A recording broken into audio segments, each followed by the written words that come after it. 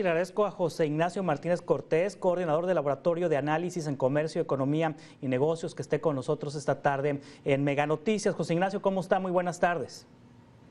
Juan Carlos, muchas gracias por la invitación a la orden. Para poner en contexto a la audiencia, José Ignacio, ¿qué podemos entender por inflación? ¿Qué es la inflación? La inflación es, lo pongo yo de esta forma, el impuesto que pagan las familias más pobres de menos ingreso, es lo que se representa en cuanto a cada 15 días, cada mes, en los precios. Esa es la inflación. ¿Sí? Más allá de la cuestión estrictamente academicista, es eso, el impacto que se tiene en el día a día en los precios. Sí, es decir, entre mayor inflación, menos el poder adquisitivo de las familias. Así es, Juan Carlos, permíteme ponerlo en estas cuestiones, ya que estamos a 2, 3 horas de los sagrados alimentos a la hora de la comida. Eh, este, Sí. las familias van a preparar entre 2, 4 de la tarde un suculento platillo llamado en la gastronomía mexicana chilaquiles. Para ello requieres de tomate y chiles, cebolla principalmente, aceite. Bueno, el tomate verde en esta quincena, en esta primera quincena de noviembre con relación a la primera de octubre, tuvo un aumento de 42% el kilo de tomate. El chile verde tuvo un aumento de 19.77, ¿sí? Si queremos preparar y si nos alcanza para agregarle pollo, el pollo tuvo un aumento de 2.76. Ya es un lujo agregarle carne a raíz de que la carne tuvo un aumento de 0.77. Es decir, para preparar los chilaquiles, Juan Carlos, de noviembre con relación a octubre, tuvo un aumento este platillo de 43 pesos. Sí, esto es lo que tuvo en ese referente el precio de estos productos mencionados.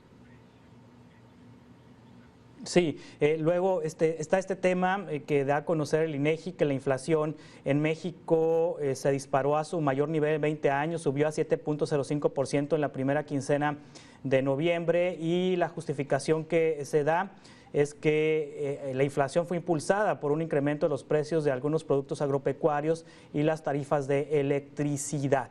¿Qué productos agropecuarios y por qué razón aumentaron los precios de los productos agropecuarios?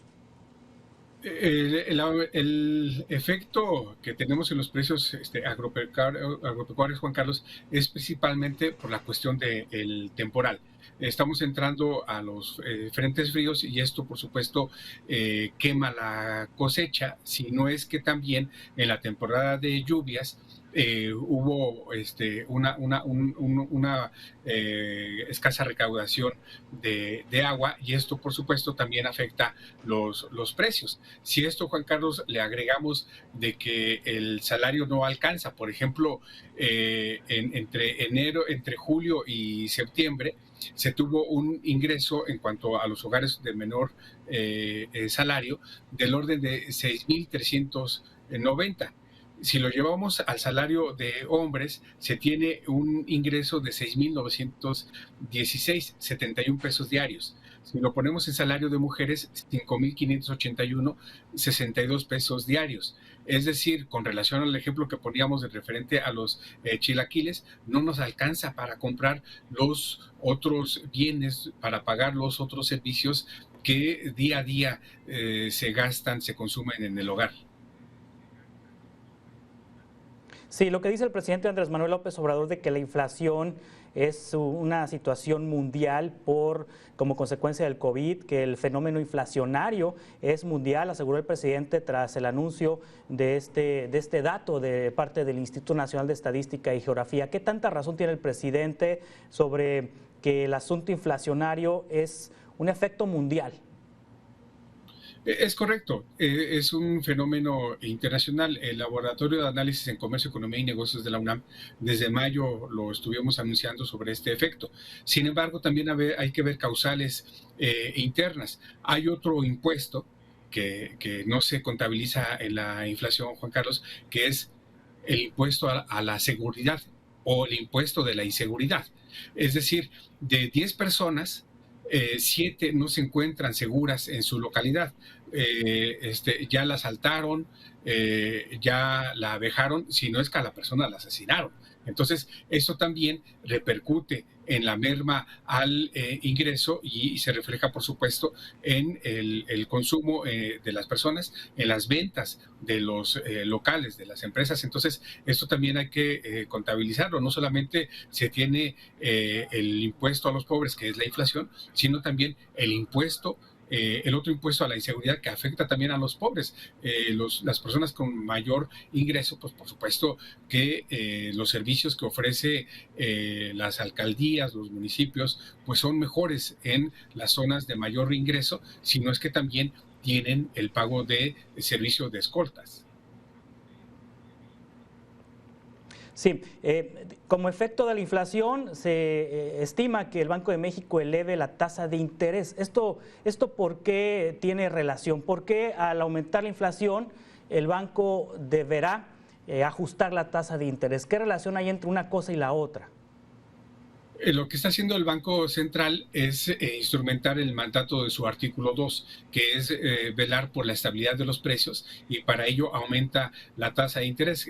Al elevar la tasa de interés, inhibe el consumo. Al inhibir el consumo, se espera que bajen los precios. Hay una máxima en política monetaria que dice: no por elevar la tasa de interés, la gallina pone más huevos. Es decir, no porque eleves la tasa de interés, entonces la inflación en automático va a disminuir.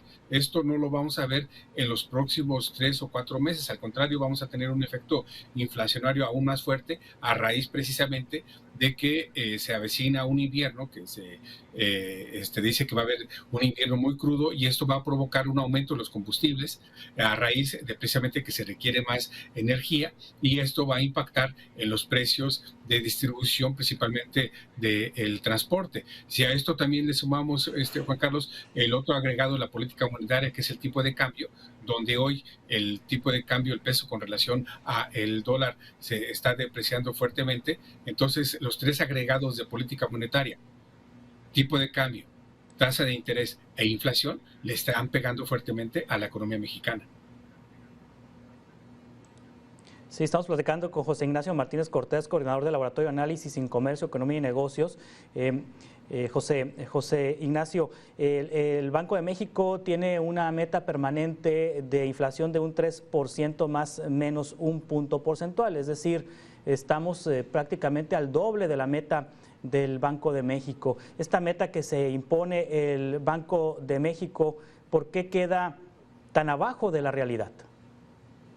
Precisamente Banco de México no consideró esto que estamos viendo. Subrayo, desde mayo nosotros lo estamos previniendo en el laboratorio, y esto mucho tiene que ver aquí también la parte referente a los criterios generales de política económica, que en este caso se presentaron para 2021 el 8 de septiembre de 2020.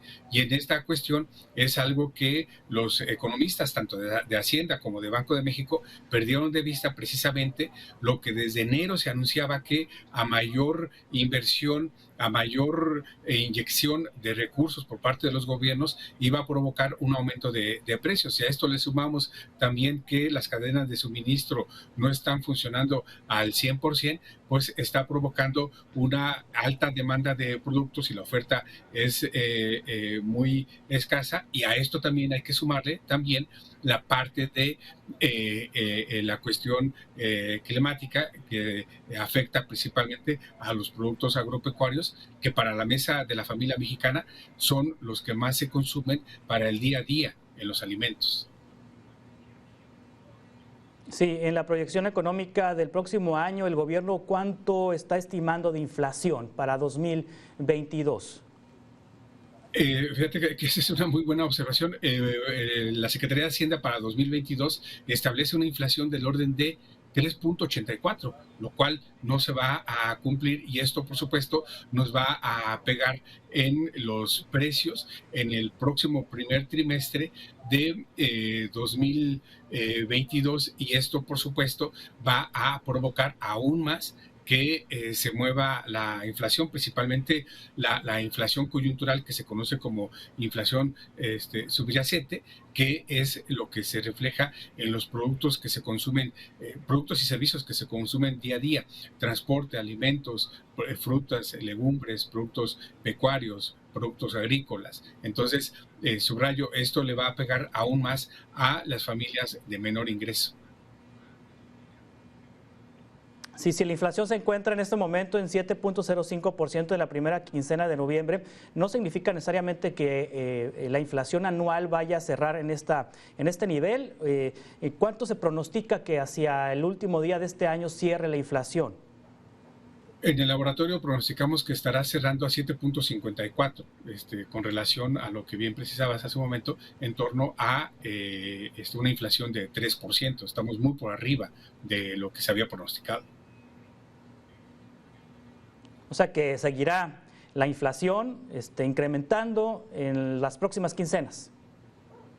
Más el tipo de cambio apreciándose, va a costar más caro el dólar, más la tasa de interés encareciendo el dinero, es decir, hay que cuidar muy bien el aguinaldo para no gastarlo, procurar ahorrar, porque sí, la cuesta de enero ya inició desde octubre.